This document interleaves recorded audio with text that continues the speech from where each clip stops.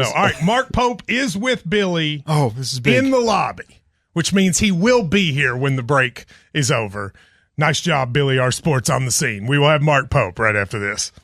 TJ Smith, personal injury attorney. Call TJ. He'll make them pay. Now, more of Kentucky Sports Radio presented by Stockton Mortgage. Here's Matt Jones. Welcome back, Kentucky Sports Radio. Happy to be joined by Mark Pope.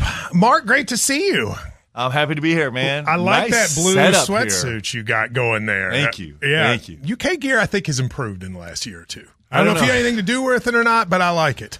Man, when I was here 30 years ago, we had all of it going on, too. It was controversial at the time with the denim and then with the, Hey, look at this right here. Look at these. Yeah. I got the denim Converse on got for the you. Meadowlands. Yeah. Yeah. I mean, I think we've been setting the standard for a long time. Well, let's talk.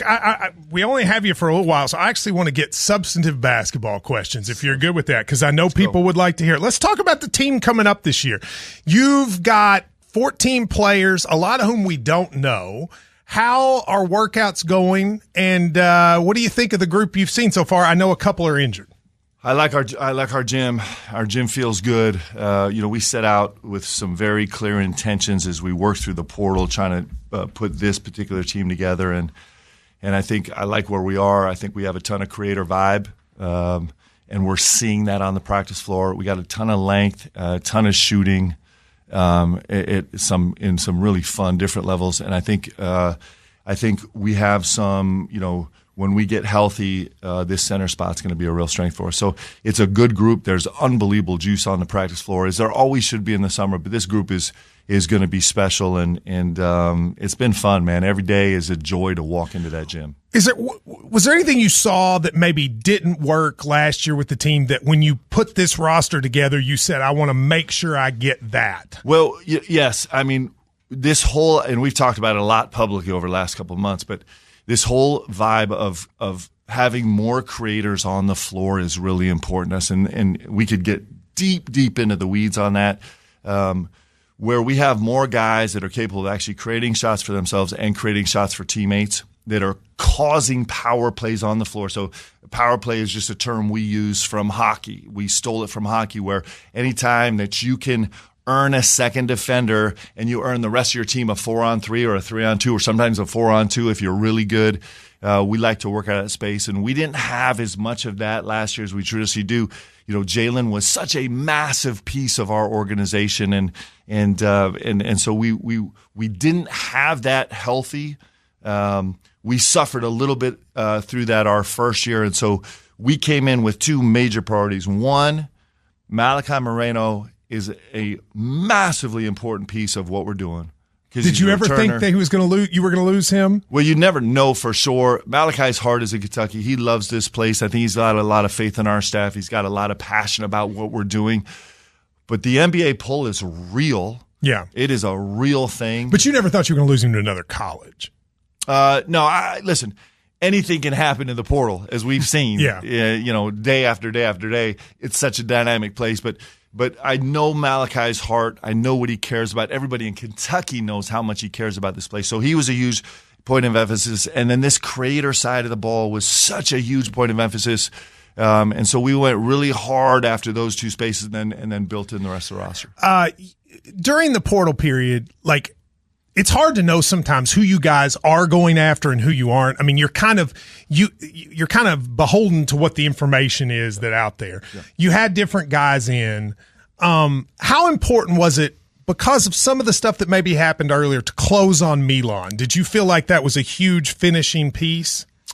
Well, yeah. So two things. One, it's unfortunate that you go through this process, and there's so many reasons why we need to be private. One, it's rules that we have to be private. But two, there's a lot of times when we're dealing with players who want to keep things private, or we're dealing with complicated negotiations. So we do go through quietly, and so it leaves a lot of people having to just postulate, and so you end up with a lot of complicated information out there that might be far off the mark, but it's just everybody doing the best they can. But is there anything to do about that at a place like Kentucky where people want to know information? Yeah, I think you just ride through it. You do. There were a couple times this year where news broke from, there's everybody, as we all live in, Kentucky is the greatest place in the world, and everybody wants to know. And so, you might be in a really sensitive moment in a negotiation and news breaks where it kind of makes a family upset because it's gone public.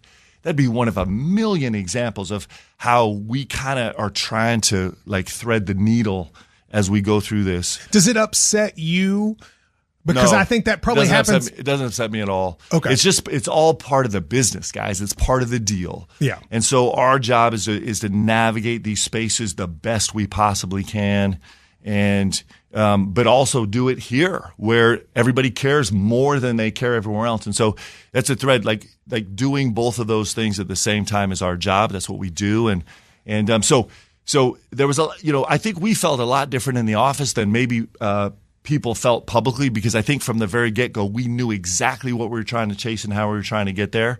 I do think Milan is a really important piece for us, not because he was early or late, but because he fits me. He fits what I care about. He fits how we play. He's a veteran guy. I always thought, he seems like if you were to draw up a Mark Pope stretch 3, 4, however you use him, it would be him, wouldn't it? Yeah, he's there, and he's and so he's a very important piece of this puzzle. He happened to come later in the story, but the nice thing was one of the reasons why he came was because all the other pieces that we had put in place, they fit him so well also. And so I think we got a really nice dynamic where these guys are going to be able to play off each other, and I'm excited about it. So I think your original question was, early on with some of the stuff that happened, did it make it so important late? It was important. He was an important piece of the puzzle, whether it was early or late. There's no doubt about it.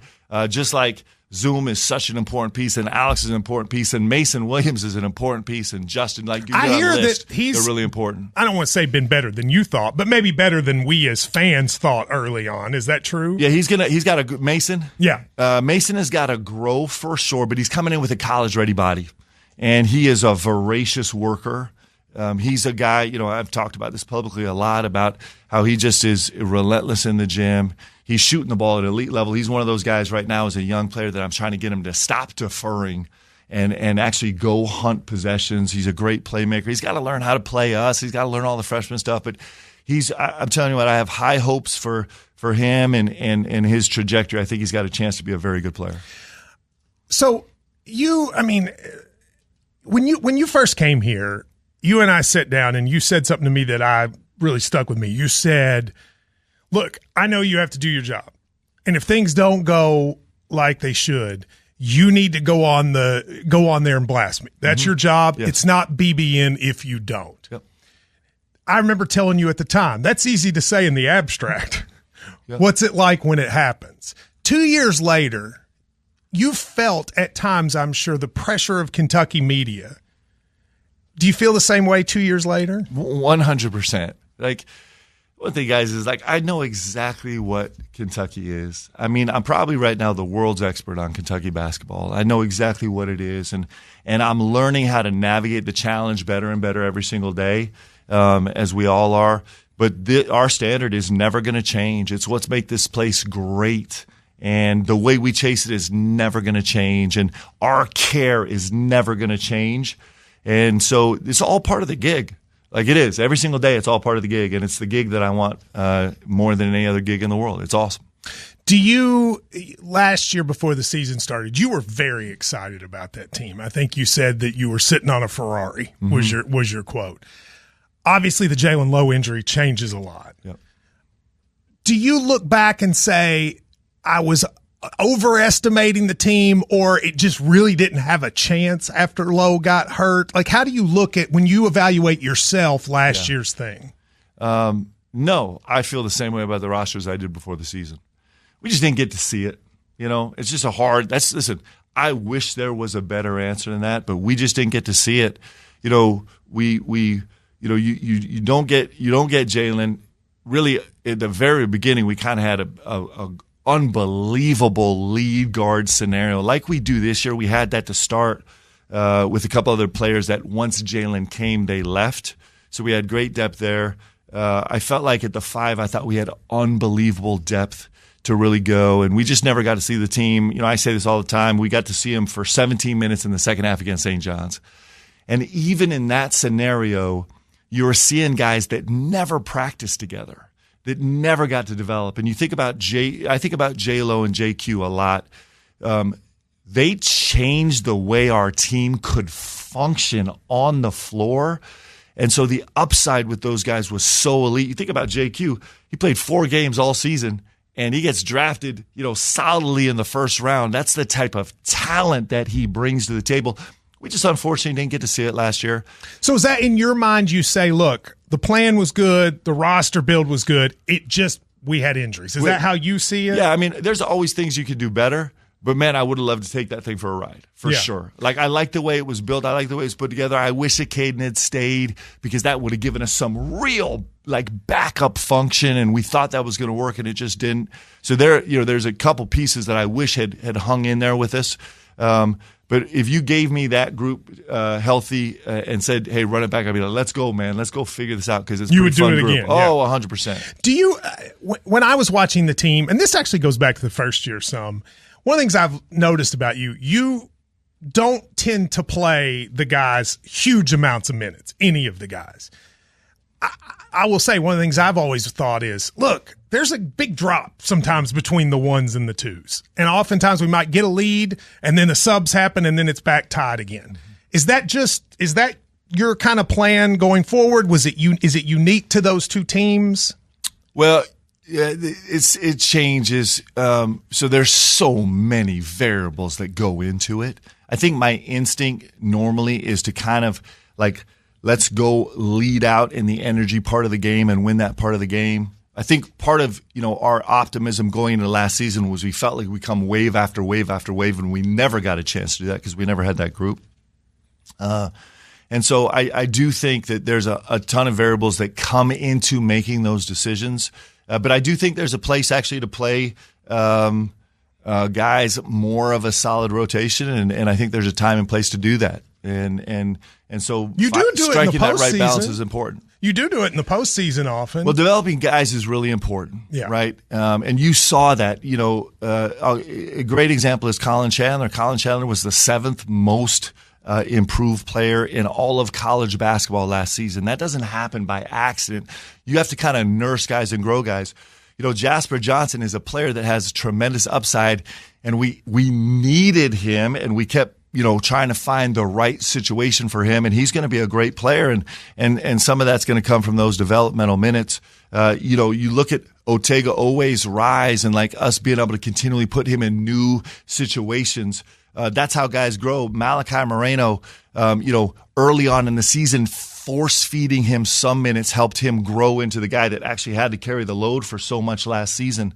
You kind of go down the list. So there's for us, we are developers of players. I think it's one of the things we do better than anybody else in the country is we help our guys get better. I'm really proud of the fact that Amari came in here as a non-draft board guy, that Kobe came in here as a non-draft board guy, that Otega came here as a these are not guys that were predestined to be drafted players. JQ was. Yeah. But those other 3 weren't. And the fact that those guys came here and we're able to develop them to and they develop themselves, it's their hard work that does it, to earn themselves a chance to go play at the next level is really important to us. And I think part of the reason why we, part of our plan, part of this process is bringing players in and helping them grow and get better. And I think it's something that our staff is elite at. So that comes into play too. But like I said, there's 1,000 variables that goes into those decisions, and that's certainly one of them. I asked fans for questions that they wanted answers to. You have to go for practice. I love the fans' questions. All right, so these, but we got to go quick if we're going to get them. Let's go. Are you going to hire another assistant and win? The answer is most likely yes, but potentially no. I can't tell you when. This is what I can tell you. I love the way that our staff is working right now. So there's been a change in NCAA right now in terms of staff. So right now I get Will Corbin and I get Nick Robinson and I get Matt Santoro on the court. All staff members are allowed to be on the court right now. I like the way we feel as a staff. I'm engaged in conversations about staff every day. Even when our staff is full, I'm still talking to people and kind of seeing where it goes. If we hire someone, it's going to be the right person. That's going to be exactly the right fit for what we do. But we're working at a really high level right now. So no Jamal Crawford? Jamal is still got 2 years left on his NBC contract. Okay. I'm a good friends with Jamal. We've been friends for a long time. There might be a time where it's good for him to jump in coaching. It's something that he would like to do. He's one of those guys that's cut from a little bit of a similar cloth like Mo Williams is, where, it's hard to run an AAU program. And there's a lot of guys that fund an AAU program. Mo was running an AAU program. Jamal is running and coaching an AAU program. And when you find guys like that with their background, he could have a great future in college. He could have he could go get a job maybe in the exact right space as a head coach in the NBA maybe. But I think there's a good chance coaching is in his future, but he's got a sweet deal right now, and he's got a couple years left. I've had a lot of people ask me, why no father-son camps, et cetera, this summer? Yeah, so we were working through so many dynamics. We thought we would take a pause on those this summer and just reevaluate with everything that's changing. There is a real place for those camps. I love them. I actually like the daddy-daughter camp even better than the father and son camp. But you're not doing any of them. We're not doing either of those this year, and we're going to kind of just take a pause and reevaluate. Reevaluate meaning you think they'll come back? Meaning, I could see us going huge into camps. I could see us, walking away from them. I'm not sure where the future is going to go with that, but it's something we're thinking about. Why no summer trip? So we had kind of worked through several dynamics. We actually have there, and we're still under consideration for something that we have to get some waivers for to do. But there's been some rule changes. The best thing about these overseas trips is the 10 days of practice. Mm-hmm. The 10 days of practice are game changers. But the NCAA, rightfully so, and I hope they keep going this direction, they took our 4-hour limitation on the court and they extended it. They doubled it now, so we have much more time on the court. It makes those 10 days of practice a little bit less of a boost.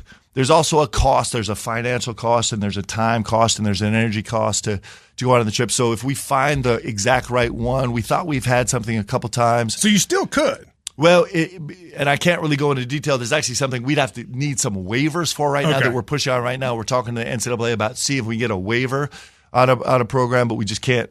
I'm not allowed to talk about it. Are you going to get another player? Maybe. We're still actively recruiting. I love my roster right now. But if we find the right piece at the right time, and that could look like a lot of different things. It could be a developmental piece. It could be a depth piece. It could be there's a lot of different slices where we've gone.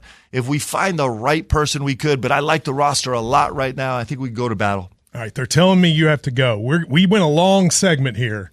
Could he stay till 11:10? Yeah, let's do it. Come on, let's stay. We can do it. All right, so we're going to take Pope. Mark, I love you. What bothers me is this. Let's just stop right there. No. Let's just go with the I love you. You have the ability to grow a full head of hair. Yeah. And those of us who are bald want to know why you waste the ability to grow a full head of hair by shaving your head. Well, I do believe that we have the capacity to make a limited amount of great decisions. And so, I shave my head because it's a decision off the table. And the thing is with this beard, guys, are you keeping it? No one told me that it's less decision making. I don't have to shave every day. Are you keeping it? Come on. I don't know if I'm keeping it. So there's been a lot of consternation about it. No, a dark Pope. The thing is, I don't know what dark Pope is. I hope it's get it done Pope, but I like it today, and we'll see how it is tomorrow. I'm not making any promises, guys. I think it looks good.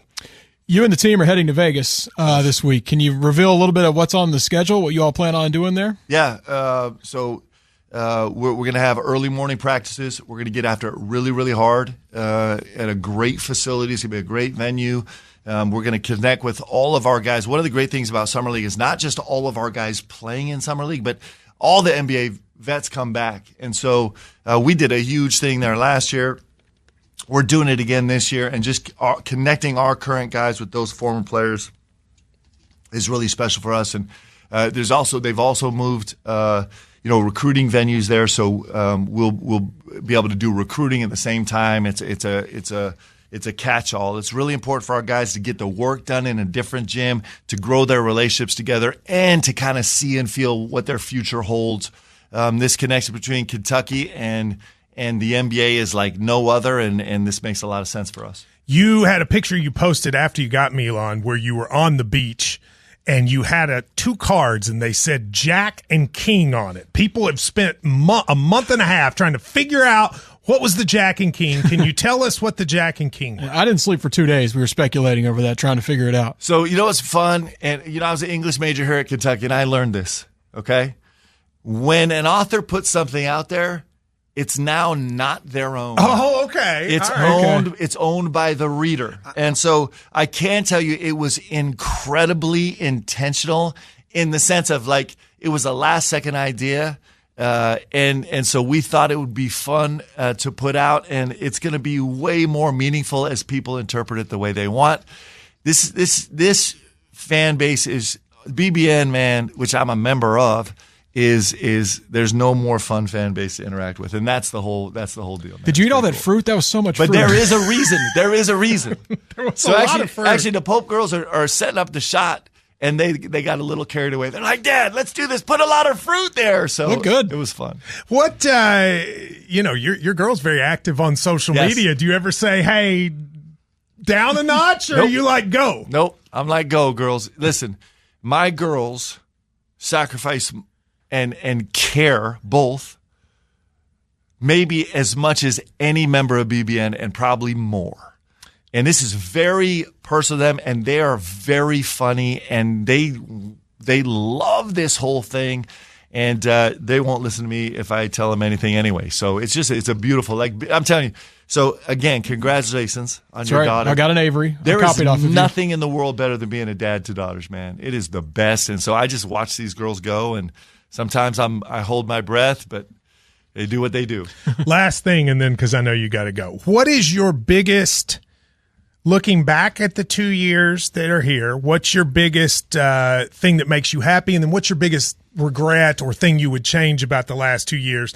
And then what do you think is most important besides winning for you to do going forward? Wow, that's okay. Let's take those one at a time. Okay. First one was, what do I wish I would have changed? Yeah, what would you wish you have changed in the first 2 years? So, in terms of regrets, so I don't live in any regrets. I think every experience that we have is actually growing us and preparing us for the future that we're chasing. And so I don't have any regrets. Everything we've accomplished so much.